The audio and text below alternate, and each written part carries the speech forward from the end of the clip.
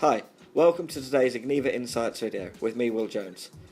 On today's show, we're going to be discussing online targeted marketing and what the future holds for it. And to help me do that, I'm joined by my friend and colleague, Will Armand. Good to see you, man. How you doing? I'm good, Will. How are you? I'm alright, thank you.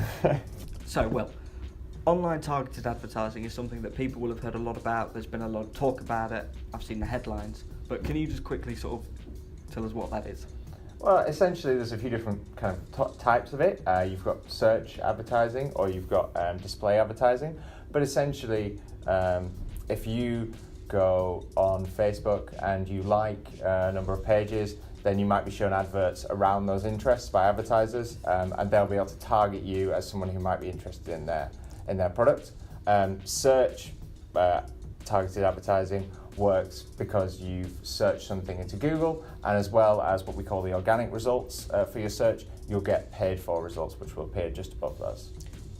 In our industry, what are the benefits of online targeted advertising? So it gives you a lot more targeting, and it's also a lot more measurable. If you spend $100,000, you should be able to track exactly where that's gone. So the accusations being levelled at the negative sort of sphere of issues surrounding online targeted advertising, they're quite serious accusations. You know, these are real world events that have been influenced by it potentially.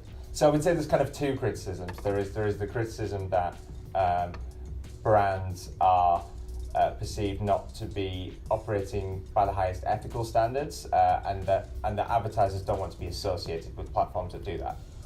And then there's a second issue of kind of actually wasting money and it being fake clicks that these people are spending money on.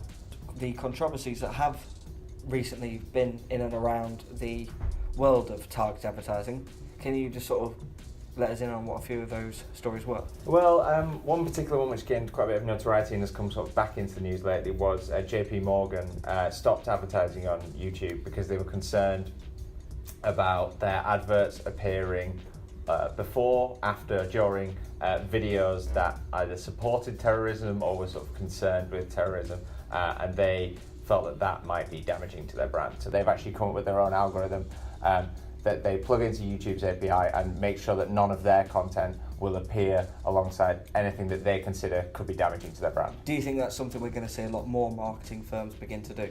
I think it's something that, yes, in the short term, but obviously JP Morgan have a lot of resources. They could afford to stop their adverts, go to their own in-house team and get them to develop this. That's not a practical solution for, obviously, a lot of firms.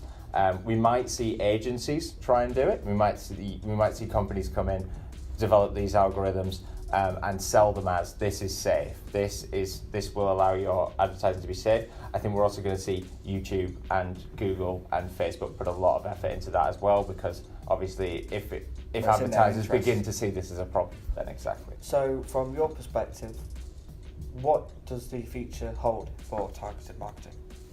As I said, I think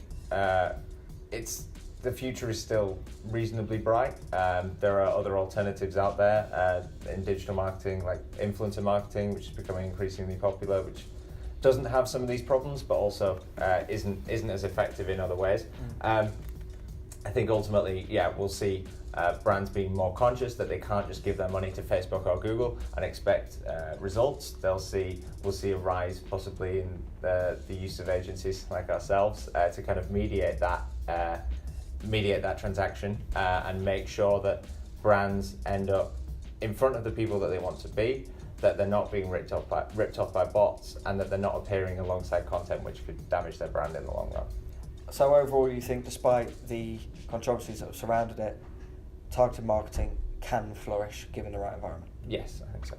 Excellent. Well, thank you very much for joining me, Will. Well done for doing the first one of these, and it's been a pleasure having you on. Thank you. We'll see you soon. Thank you. Thank you very much for watching, and I'll see you again soon. Thank you.